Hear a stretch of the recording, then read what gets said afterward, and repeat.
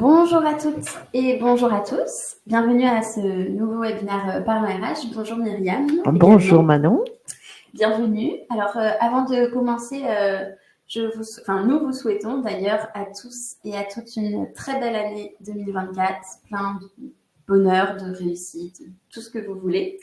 Et pour bien commencer cette année, je vous retrouve aujourd'hui avec Myriam Etier, qui est Product Marketing Manager HCM chez Cegid, pour parler de l'indispensable suivi de la performance, pourquoi vos collaborateurs méritent toute votre attention.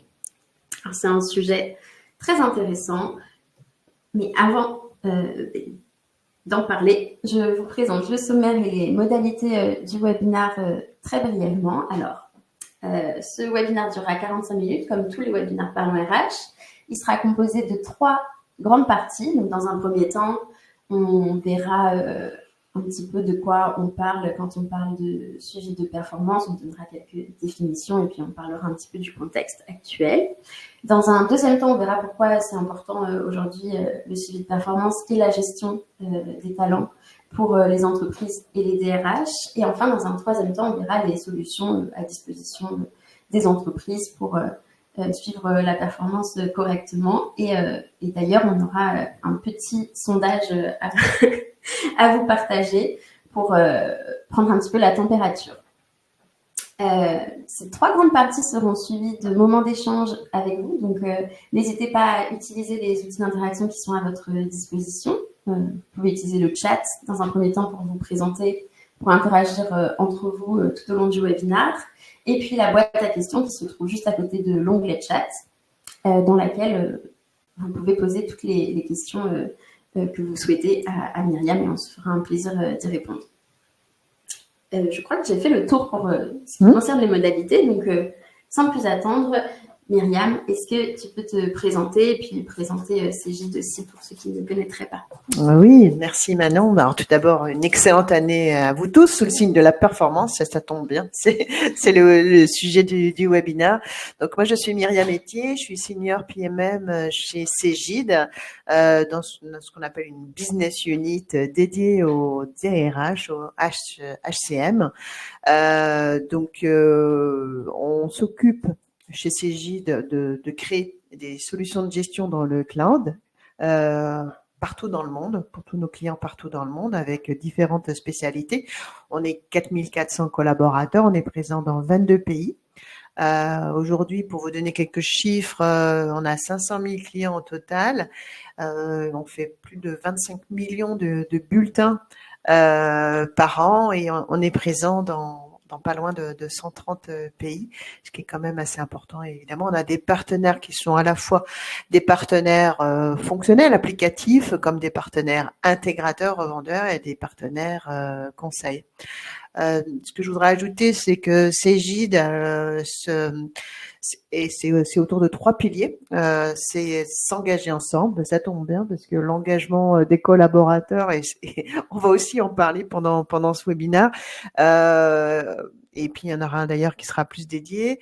C'est s'engager ensemble, c'est s'inspirer de nos clients, c'est-à-dire que on ne peut pas envisager de faire évoluer nos solutions sans vous demander à vous ce que vous en avez besoin, ce que vous en pensez et comment vous en êtes satisfait.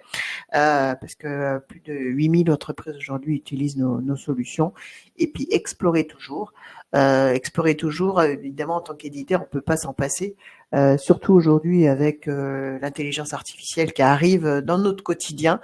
Et nous avons plus de 340 personnes à la R&D dans la partie HCM qui est dédiée justement à cette recherche. Ce qui est important, c'est que Cegid a une très forte croissance déjà depuis 5 ans et va encore doubler son chiffre d'affaires d'ici 2026 pour atteindre 1,3 milliard d'euros de chiffre d'affaires. 1,3 milliard, c'est quand même gros. On est déjà le deuxième éditeur français après Dassault et avec 80% de notre activité qui sera dans le cloud, donc sur ces 1,3 milliard d'euros de chiffre d'affaires. Merci Myriam pour cette introduction. Alors, moi j'ai 2 petites questions, mais juste avant, pour être sûr que ce soit très clair pour tout le monde, HCM, qu'est-ce que ça signifie? Human Capital Management. Voilà, Parfait. on est dans le monde des RH, voilà, des DRH. Absolument. Tu disais aussi que du coup, chez Cégide, vous avez 500 000 clients, Mmh. ce qui est assez impressionnant. Est-ce que tu peux nous en dire un petit peu plus sur Oui, qui alors ils c'est sont? 500 000 clients au total chez Cégide. Donc ça peut être la partie finance, ERP, retail, solutions d'expertise ou encore donc HCM dans notre jargon. Sur cette dernière activité, on compte, notre proposition de valeur, c'est de repenser l'expérience de travail avec nos solutions de gestion de talent, entre autres, sur l'ensemble des processus collaborateurs. On va dire du recrutement jusqu'à la paie, avec l'engagement collaborateur, la formation et la gestion de la performance. Et ça représente plus de 8 000 entreprises, 1 million de salariés. Et sur la partie talent, on est présent sur 140 pays, on a plus de 1300 clients qui vont, on va dire, de 250 collaborateurs à plusieurs dizaines de milliers de collaborateurs. Et on va vraiment se différencier sur notre approche centrée sur les managers. D'ailleurs, je crois que vous avez fait pas mal d'articles sur ce sujet. Parce que le manager est cœur en fait de cette gestion RH de demain. Et nos solutions sont très modulaires, progressives, selon la maturité digitale de votre entreprise. Et en parlant de demain, est-ce que tu peux nous en dire un petit peu plus sur vos projets pour l'année à venir? Alors vous avez vu l'actualité. Évidemment, on peut pas faire du contenu maintenant sans utiliser l'IA. On peut pas penser à développer des logiciels sans utiliser l'IA. D'ailleurs, c'est un des usages qui est le plus avancé en termes de générative AI. Et donc, selon Gartner, d'ailleurs, 60% des organisations trouveront des cas d'usage dans l'IA d'ici 2025. Et un des éléments qui risque d'être, je dirais, complètement automatisé, voire enfin, grandement automatisé, c'est la gestion de la performance, l'expérience collaborateur ou encore la qualité de performance au travail. Voilà. Eh bien, d'ailleurs, c'est aussi la raison pour laquelle on est ici aujourd'hui, Ouais. pour parler de performance. Alors, pour commencer, est-ce que, Myriam, tu peux nous dire un petit peu comment on définit la performance et puis nous donner peut-être un peu de contexte?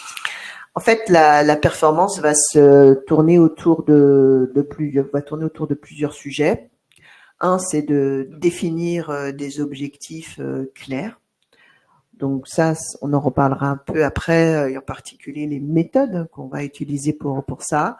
On va aussi faire en sorte de collecter des données pertinentes qui sont à la fois, je dirais, des données de performance de l'entreprise, mais des données aussi relatives aux collaborateurs, évidemment, tout en respectant tout ce qui est la RGPD et tout ce qui est légal.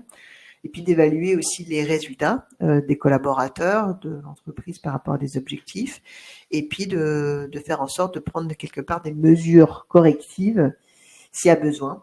Voilà. Et tout ça se fait au travers d'évaluations formelles, de réunions, de rétroactions régulières, d'indicateurs, autour de méthodes qui vont finalement automatiser ces processus, mais aussi faire en sorte d'avoir un impact sur la productivité des collaborateurs. Alors, concernant la performance en elle-même, on se rend compte que pas mal d'entreprises ont quand même des difficultés à suivre cette performance de collaborateurs.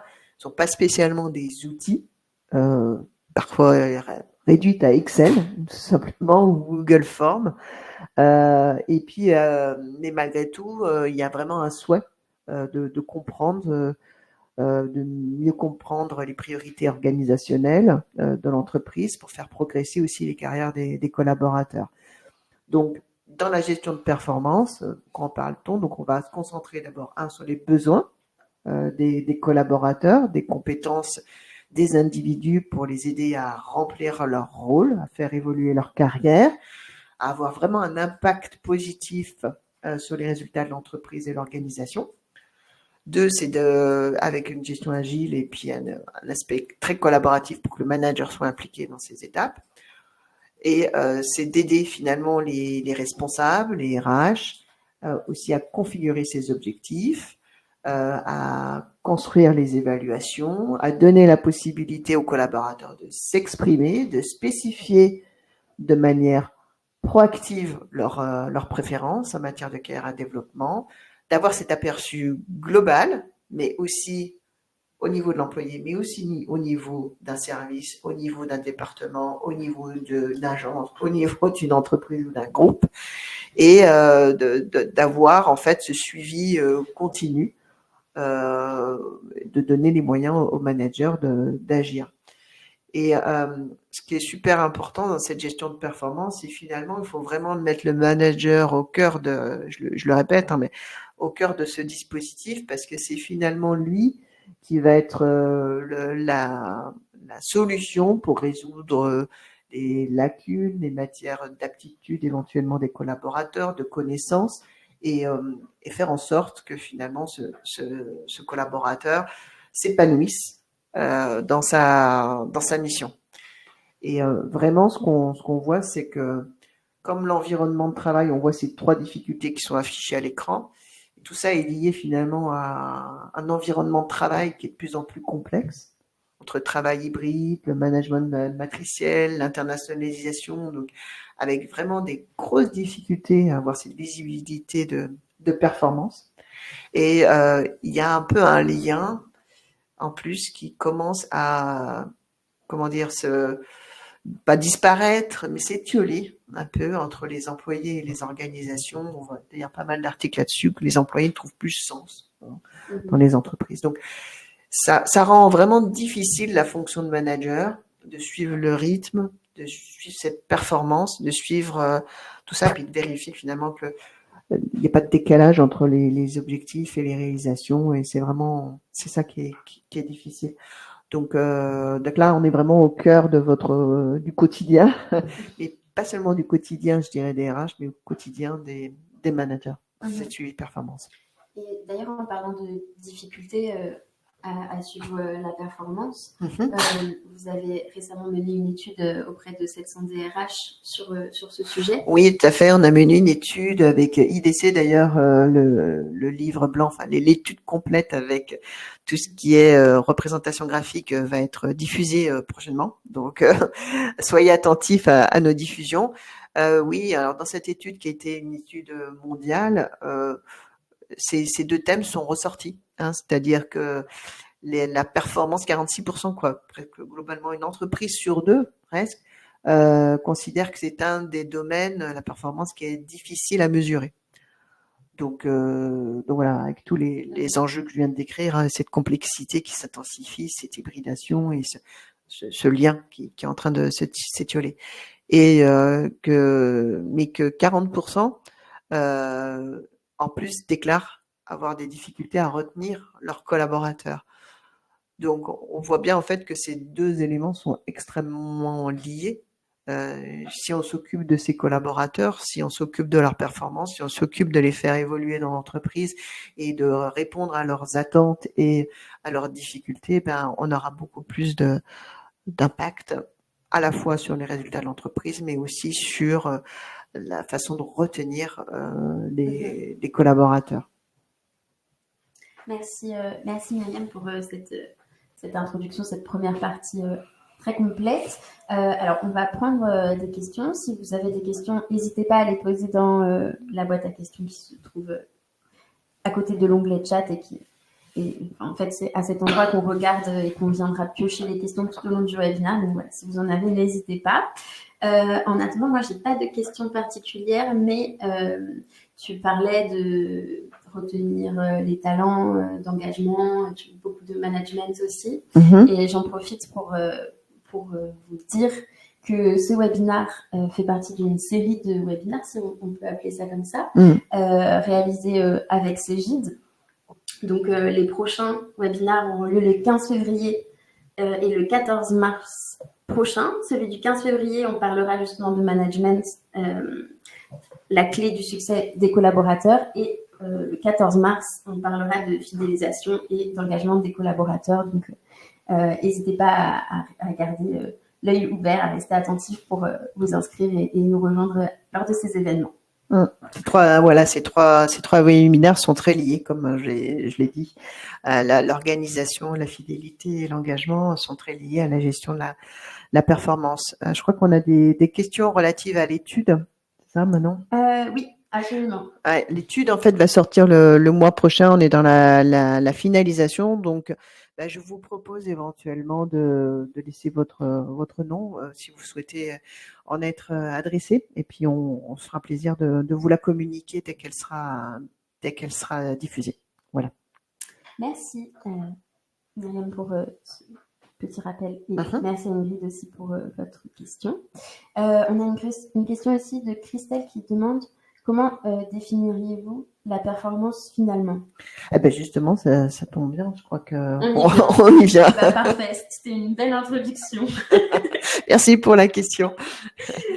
Donc, Myriam, je te laisse. la performance, en fait, c'est quoi? C'est comprendre déjà les besoins des collaborateurs, c'est définir les objectifs, c'est définir les compétences des collaborateurs pour leur permettre de s'engager pleinement dans leur rôle, progresser dans leur carrière et avoir un impact positif sur les résultats et l'équipe et l'organisation. Alors ça, c'est pas moi qui l'ai sorti cette définition, c'est Gartner. Et particulièrement en fait disent que ce qu'il peut avoir en termes de performance, les résultats qu'on peut avoir en gérant un peu mieux la performance, c'est 60% des collaborateurs déclarent une forte intention de rester dans l'entreprise quand on s'occupe d'eux.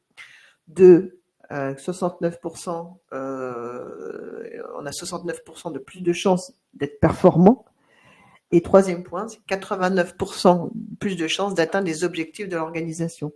Donc voilà, la performance, quand on s'occupe de la performance, qu'on automatise ces processus, qu'on s'occupe de gérer un peu ces attentes des collaborateurs, on peut s'attendre à avoir 3 impacts en termes de performance de votre entreprise qui sont indiqués ici. Alors, je ne dis pas que c'est systématique, mais ce serait un bon moyen, peut-être un sujet qu'on pourrait traiter une prochaine fois, en termes de retour sur investissement.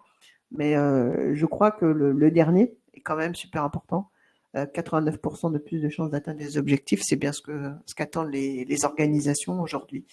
Et ces 3 statistiques prouvent vraiment que gérer la performance, c'est s'assurer finalement que les collaborateurs sont OK déjà avec ces objectifs, sont OK avec l'évaluation, et puis surtout ont des objectifs complètement en cohérence avec les compétences, ce qu'ils veulent faire et comment ils veulent s'épanouir en entreprise. Et ça, c'est cet alignement qui fera que la performance, elle sera atteinte et que vous aurez ce retour sur investissement. Merci Myriam. Alors nous avons une question de Iman qui demande « Bonjour, comment faire de la performance un accélérateur de carrière ?» Eh bien, ça, pour faire ce sujet de performance un accélérateur de carrière, et on y viendra peut-être un peu dans le champ d'application, on peut peut-être le traiter plus tard, mais globalement, oui, c'est de faire en sorte que le collaborateur soit acteur de sa carrière et puisse être représenté sous la forme dans une matrice sur lesquelles, je dirais, on place des collaborateurs sur lesquels il y a un fort potentiel. Et ceux-là, en fait, on va les traiter un petit peu différemment, c'est-à-dire qu'on va leur donner des opportunités de carrière qui seront ceux que ces collaborateurs attendent et ceux auxquels ces collaborateurs ont des compétences, justement, et faire en sorte pour que les autres qui sont dans le reste de la matrice puissent être aussi accompagnés en formation, en évaluation 360 un peu plus régulière, en communication, en conversation continue, on va en parler un petit peu. Et tout ça fait un ensemble que ça sera un accélérateur de carrière puisque ce suivi sera beaucoup plus fréquent, beaucoup plus, je dirais, dynamique, en cohérence avec les attentes des collaborateurs, des besoins et des possibilités de l'entreprise. Et tout ça fera que globalement, l'écart entre, je dirais, les attentes de l'entreprise et le potentiel de talent que vous avez se réduira et permettra de à la fois faire accélérer les carrières de ceux qui veulent accélérer et faire évoluer les autres pour répondre à vos objectifs. Merci Myriam pour ta réponse. Merci également Iman pour votre question. Alors, c'est vrai que dans les 2 premières parties de ce webinaire, on a posé un petit peu le contexte, on a vu pourquoi il était important de mesurer la performance des collaborateurs, mais c'est vrai que ça peut encore sembler un petit peu abstrait sur tout ce qui va être mis en pratique, d'où l'importance de cette 3e partie qui s'appelle les champs d'application. Oui, tout à fait. Oui. Donc, dans ces champs d'application, j'ai un petit peu répondu à la question en même temps, mais globalement, en fait, on va avoir des champs d'application autour évidemment de la gestion des talents. Hein. La gestion de la performance fait partie de la gestion des talents. Je parlerai des autres possibilités qu'on a aussi dans notre ce qu'on appelle nous la gestion des talents. C'est vraiment de prendre finalement des décisions en relation avec le potentiel de nos collaborateurs. Et ça va s'appuyer sur 3 grands piliers qu'on voit ici. C'est de gérer des emplois et des compétences au niveau de votre cartographie de compétences, c'est de cartographier l'avenir des collaborateurs en cartographiant justement les talents et en faisant en sorte de les fidéliser et les faire progresser. Et puis 3e, c'est éventuellement de les récompenser, mais ça, on en parlera à la fin. Donc, ça veut dire quoi concrètement pour le premier élément, c'est que pour établir des objectifs, pour établir en fait ces aspects d'emploi et compétences, il faut qu'ils soient aussi en relation avec les objectifs. Et ces objectifs, en fait, on va avoir des objectifs et un cascading d'objectifs qui va suivre différentes méthodes. Ensuite, on va créer des modèles de compétences. On va pouvoir faire tout ce qui est feedback bidirectionnel et continu. Et puis, on va évaluer ses performances. Un je dirais, des cas d'usage les plus importants en termes de fixation d'objectifs, si on parle de cet élément-là, c'est par exemple OKR, que vous connaissez très bien certainement, des objectifs résultats clés. On a les objectifs aussi SMART, qui est un moyen mémotechnique d'écrire les objectifs spécifiques, mesurables, atteignables, relevantes pour l'anglais, pertinents et temporels. Les OGSM, qui sont donc acronymes d'objectifs, goal, stratégie, mesure, ça fait beaucoup d'acronymes pour définir ces objectifs, et puis la gestion des compétences. Cette gestion des compétences permet globalement de stocker, d'organiser, de partager les compétences comportementales et techniques en fonction des critères organisationnels. Et ces modèles sont complètement personnalisés pour l'organisation sous forme de bibliothèque. Voilà, donc ça c'est la première chose. Et donc quand on fait justement cette évaluation un peu continue avec ces entretiens, eh bien on utilise aussi cette bibliothèque pour quelque part faire en sorte de capitaliser sur les compétences qu'on a dans l'entreprise. Après, on a la partie de rétroaction continue. Donc la partie de rétroaction continue permet de faire ce qu'on appelle la rétroaction formelle ou informelle de la part de pairs, donc de même niveau des collaborateurs, de responsables ou d'autres personnes qui sont pourquoi pas externes, et de faire ça dans un processus qui permet à la fois de mesurer, mais aussi de tracer quelque part ces conversations avec des commentaires qui sont ascendants. Et puis évidemment, on a les évaluations de performance qui sont soit autonomes, c'est-à-dire encore l'auto-évaluation de performance, l'évaluation par le manager, et puis avec des approbations qui sont multilatérales, c'est-à-dire que quand le collaborateur s'est auto-évalué, parce que ça c'est quand même important, le manager quelque part regarde pendant cette conversation d'entretien si cette évaluation est conforme à ce que lui pense. Et il y a cette approbation un peu, je dirais, mutuelle sur ces évaluations avec des critères évidemment qui sont personnalisables et des formulaires qui sont personnalisables. Et puis après, on va avoir tout ce qui est évidemment données, rapports, collecte, parce que c'est bien à partir du moment où vous automatisez, vous tracez tous ces processus-là, ben vous avez des datas. C'est ça qui est chouette, peut-être par rapport à d'autres outils que vous pourriez utiliser qui sont un peu ad hoc. Et là, on peut à la fois, je dirais, suivre les objectifs des campagnes d'évaluation, mais aussi voir si globalement on a atteint déjà la date de la fin de cette campagne d'évaluation, ça c'est important. Si tous les objectifs ont bien été examinés et atteints, et puis d'avoir globalement par exemple, des niveaux de performance par département, par agence, par ancienneté, par sexe, par département, par niveau moyen d'objectif. Et ça, c'est super important de le tracer et de le suivre. Merci Myriam. Je suis désolée de te couper juste 30 secondes. Oui, je t'en prie. Mais comme tu parlais à l'instant des objectifs, on avait une question tout à l'heure de Sarah qui demandait quelle est la distinction entre performance et atteinte des objectifs? Performance et atteinte des objectifs. La performance est un ensemble en fait d'éléments, de variables qui doivent être atteintes. C'est-à-dire que il n'y a pas que les objectifs qui sont évalués dans la performance. Il y a aussi des éléments qui sont un peu plus exogènes et qui sont relatifs, par exemple, à du souhait d'évolution ou encore de la conversation qu'on peut avoir de manière continue avec ses collaborateurs. Voilà, donc c'est ça qui va être peut-être un petit peu différent. J'espère avoir répondu à la question, autrement on la retraitera après. Mais de toute façon, on va rentrer un petit peu plus dans le détail juste après.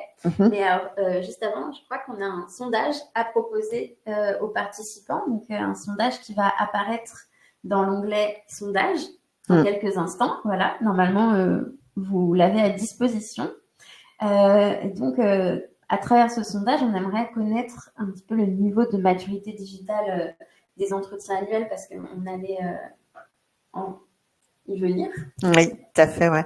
Oui, parce que c'est vrai que c'est un des éléments qui est le plus important quelque part et qui est un peu la première étape de cette gestion de performance, c'est les entretiens. Ouais. Et quand on parle des entretiens, on se rend compte que dans les entreprises, les expériences sont extrêmement différentes. Alors, c'est pas spécialement selon la taille des boîtes, c'est selon ce qu'on appelle, nous, la maturité digitale, c'est-à-dire la manière dont les entreprises ont processé ce système, ont mis des outils en place, ont défini leurs objectifs et la mesure de cet objectif, les KPI et ainsi de suite.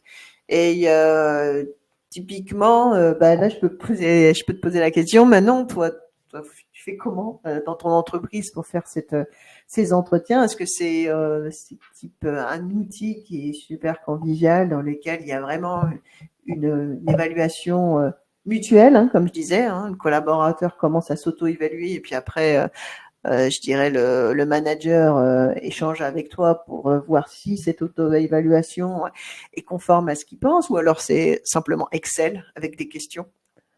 Alors, nous, chez Parlons RH, c'est vrai qu'on n'a pas vraiment d'outils pour mesurer les performances et puis pour les entretiens.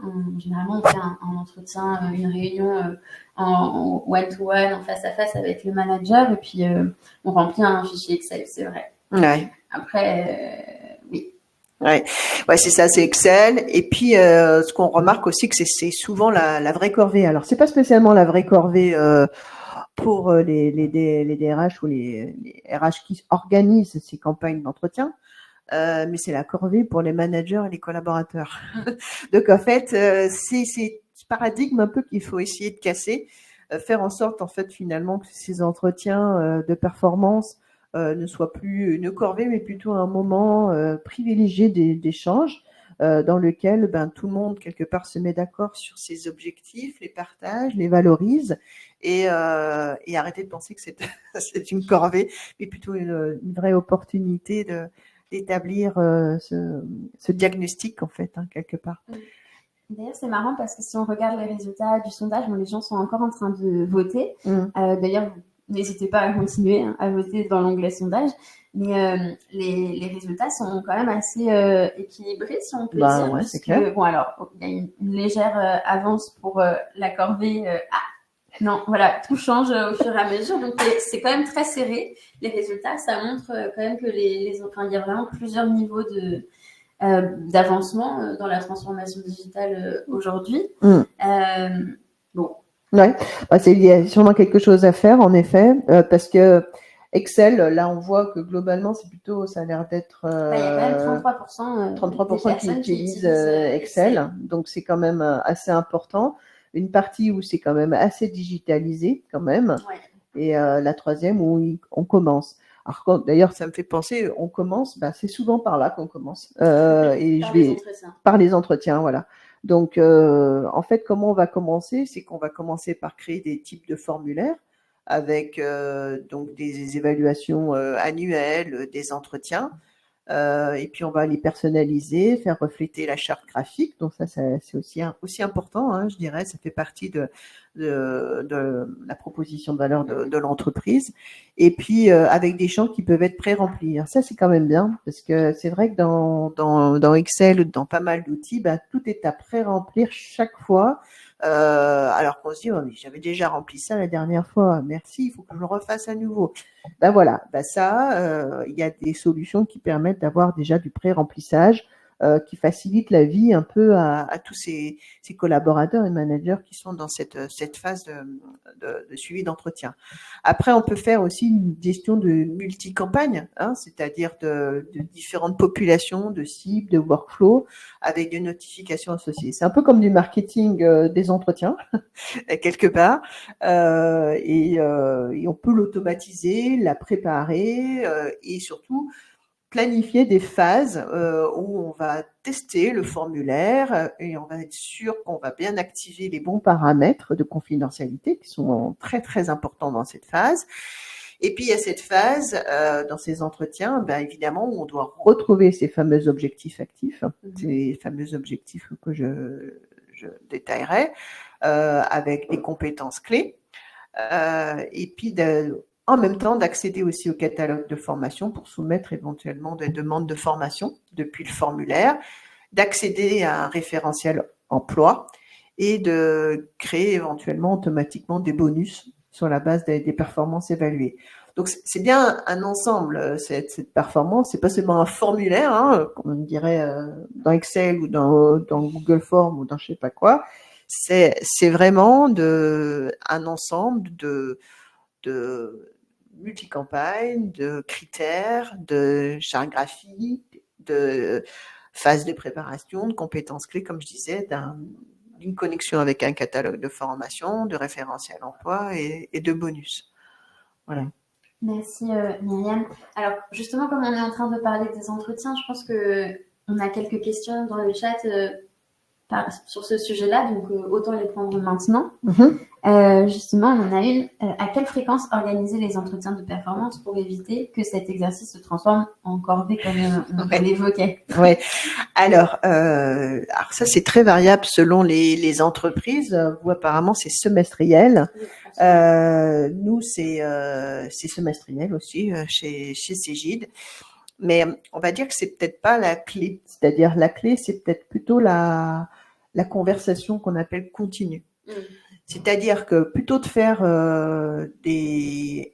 sacraliser en fait cet entretien une fois ou deux fois par an, ce qui est le plus important finalement, c'est d'avoir cette écoute continue du collaborateur et plutôt que faire des one-to-one avec que les managers fassent des one-to-one avec les collaborateurs de manière parfois hebdo, parfois mensuelle, ça dépend quel est le niveau de management. C'est plutôt de suivre sous une application ces objectifs. Donc, c'est-à-dire que c'est les mêmes objectifs que l'entretien, depuis un formulaire d'évaluation, d'avoir un aperçu régulier dans ces one-to-one de la réalisation de l'objectif. Et donc, du coup, on contribue finalement de manière progressive et régulière à la réalisation de ces objectifs et de synchroniser, évidemment, cette conversation continue avec ce moment sacralisé qui est quelque part l'entretien. Ce qui permet, de ne pas oublier les réalisations qui ont été absolument formidables de vos collaborateurs tout au long de l'année. Hein.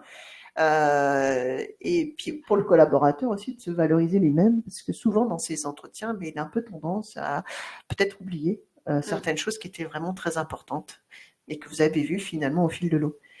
Donc la réponse à Mathilde, c'est pas tellement la fréquence de cet entretien qui est très formel, c'est plutôt, moi je dirais, cette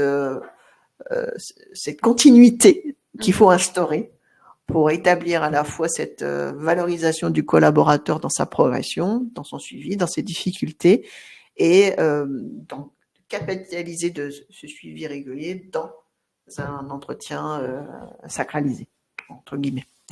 Merci beaucoup Myriam pour avoir répondu à cette question. Alors, on a parlé de la conversation continue. Il y a un autre sujet, si je peux dire, très lié aux entretiens, qui est l'évaluation 360, dont on n'a pas encore beaucoup parlé pour l'instant. Oui, alors, peut-être des choses très intéressantes. Oui, dans l'évaluation 360, en effet, ça contribue beaucoup d'ailleurs d'avoir des feedbacks qui peuvent être au niveau de ses pairs, des managers, des collaborateurs de même niveau, et donc qui peuvent être consultés pendant ce processus d'évaluation. Ça peut être fait en amont, en général c'est plutôt en amont, et donc évidemment c'est pas mal d'avoir ce petit outil et de le lancer en complément en fait. Donc ça et ça en fait c'est très très personnalisable évidemment, et c'est historisé du coup, et c'est un des éléments, des pièces clés qu'on peut utiliser dans cet entretien. Merci Myriam. Alors concrètement, du coup, comment est-ce qu'on arrive à orienter le collaborateur dans une direction plutôt qu'une autre, ou à lui offrir des perspectives d'évolution, par exemple avec un outil? Ouais. Alors, pendant ces entretiens, en fait, comme on fait aussi l'évaluation quelque part d'écart entre les compétences attendues et les compétences quelque part dont on a besoin, on peut faire des scénarios de croissance, des scénarios en fait d'évolution du collaborateur pour vraiment faire en sorte de le fidéliser. Et souvent en fait, les solutions actuelles que vous pouvez utiliser, c'est quand même pas très facile de cartographier chacun des talents, parce qu'on doit prendre plusieurs dimensions en compte. Et donc là, typiquement, la technologie est une bonne solution. On a par exemple un outil qui s'appelle Talentbox, qui permet de globalement d'avoir une vraie vision claire des réserves de talents à haut potentiel, et sous une forme vraiment résultat super simple, sous forme de rectangle avec 9 cases. Et bien quelque part vous voyez où sont les collaborateurs, je le disais tout à l'heure, sur lesquels vous allez pouvoir vous appuyer pour répondre à la stratégie de votre entreprise et aux objectifs, et puis de faire des poules éventuellement même de personnes pour les emmener ensemble en groupe vers une nouvelle évolution dans l'entreprise. Donc ça vous permet entre autres de mettre en place, pourquoi pas, des certifications. Nous on a ça avec le M Lyon, où des groupes de collaborateurs qui ont été identifiés comme des personnes talentueuses à fort potentiel suivent des formations à l'EM Lyon pour être certifiés dans le management, dans l'innovation, dans la stratégie, dans différents. Et après, ces personnes-là, vous vous appuyez sur elles pour transformer votre entreprise et répondre à vos objectifs. Voilà. Et ça, c'est quand même, si vous réfléchissez à ça, c'est quand même pas facile de le faire si vous n'avez pas d'outils, quoi. parce qu'il faut que vous croisiez beaucoup trop de données, à la fois des personnes, des compétences, des objectifs, une stratégie. C'est pas toujours super intuitif, quoi. Donc, c'est faisable, mais quand même très compliqué. Oui, c'est ça, tout à fait. Okay. Donc, au-delà de cette revue de talent aussi, on a aussi des possibilités de lancer des plans de succession, par exemple, de simuler, par exemple, l'impact d'une décision d'un collaborateur sur l'organisation de l'entreprise, simuler l'évolution des collaborateurs en temps réel, d'identifier des domaines prioritaires. Et voilà, donc tout ça est donc global, comme je disais. La première étape, la première marche, c'est ces entretiens. C'est d'arrêter que ce soit une corvée, si c'en est une pour vous, et de faire en sorte que ce soit un grand moment d'échange. 2, c'est de faire des évaluations 360 degrés avec feedback essentiel pour le bien-être de vos collaborateurs, mais aussi pour que eux ils aient des vrais feedbacks de leur pairs ou d'autres personnes que vous-même en tant que manager. Et puis d'avoir ces conversations établies de manière continue entre manager et collaborateur pour identifier ces résultats clés, quelque part s'en servir dans ce moment. Donc dans l'idéal, c'est vrai que c'est un petit ensemble. Et puis quand on a passé cette étape-là, de manière progressive, ben on peut passer à ce qu'on appelle nous la talent review, comme je disais, avec cette représentation graphique des compétences, et puis la salary review, évidemment, parce que quand même le but final des collaborateurs, ça reste la rémunération. Faut pas l'oublier, et la rémunération est une récompense quelque part de cette performance, et ça fait partie d'un ensemble. Merci Myriam pour toutes ces belles explications. Alors on a quelques minutes pour prendre des questions. On en a une justement de Maxime qui te demande, Myriam, une fois les entretiens terminés et enregistrés dans le logiciel, les données relatives à ces entretiens peuvent-elles être exploitées et permettent-elles d'établir une cartographie des compétences? Tu en parlais tout à l'heure. Oui, de la cartographie. Tout à fait, oui. Bah, c'est vraiment le but, en effet. Tout est lié entre les entretiens, la performance et cette fameuse talent grid, où globalement on fait en sorte d'identifier les talents de demain, mais aussi on a des matrices de performance et de compétences des collaborateurs. Donc oui, c'est lié. Merci Myriam. Peut-être une dernière question. Comment doit être structuré le guide d'entretien ou le formulaire, notamment les grandes rubriques à prendre en compte et les indicateurs à avoir? Ah, alors, c'est une grande question, ça. Ben oui, c'est une grande question. Je vois que c'est très intéressant. Alors, ce serait un peu difficile d'y répondre parce qu'il reste plus que 2 minutes. Donc, Il faudrait presque un webinaire dédié. Il faut peut-être un webinaire dédié. Mais ce qu'on fait dans nos logiciels, c'est qu'on met justement des guides à destination des DRH et des RH pour construire de manière structurée ces entretiens et ces formulaires. On a aussi une talent community qui regroupe l'ensemble de nos collaborateurs, des utilisateurs, pardon, qui font eux aussi beaucoup d'entretiens et qui partagent leur expérience. Et puis pour les indicateurs, eh bien on a une palette d'indicateurs qui sont prédéfinis, complètement utilisables en presse-bouton, et voilà, et qui se basent sur l'ensemble de ces entretiens et ces formulaires et ces compétences et formations et ainsi de suite, pour que justement on puisse, je dirais, analyser les résultats de cette performance. Donc, je vous dirais peut-être qu'une petite démo, Mathilde, vous serait peut-être utile si ça vous intéresse plus que ça. Merci beaucoup Myriam. Merci également à tous pour votre participation et les questions que vous avez posées. Alors juste avant qu'on se quitte, j'ai encore 2 petites questions pour toi Myriam. Une question traditionnelle du parent RH. Le coup de com' et le coup de cœur. On peut commencer par ton coup de com' si tu veux bien. Alors le coup de com', c'est qu'on a fait un e-book sur HR Trend, donc les tendances HR. On va vous mettre le lien dans le chat, donc je vous invite à le télécharger. Et puis évidemment cette fameuse étude dont je vous ai fait, je vous en ai parlé, donc qui arrivera le mois prochain. Merci. Et du coup, ton coup de cœur? Alors, coup de cœur, ça n'a rien à voir avec la RH. Je suis allée voir le film Soudain seul et j'ai beaucoup aimé parce que je suis passionnée de la voile et donc c'est l'histoire d'un couple qui se retrouve dans l'hémisphère sud, dans une île complètement isolée et donc il leur arrive un certain nombre d'aventures. En tout cas, ce que je voulais vous dire, c'est eux, ils se sont sentis seuls sur cette île, mais nous, on est là pour vous, Cégide, et vous n'avez plus de raison de vous sentir seul si vous voulez automatiser vos processus RH. Voilà, ce sera le mot de la fin. Merci beaucoup, Myriam, d'avoir été présent avec nous.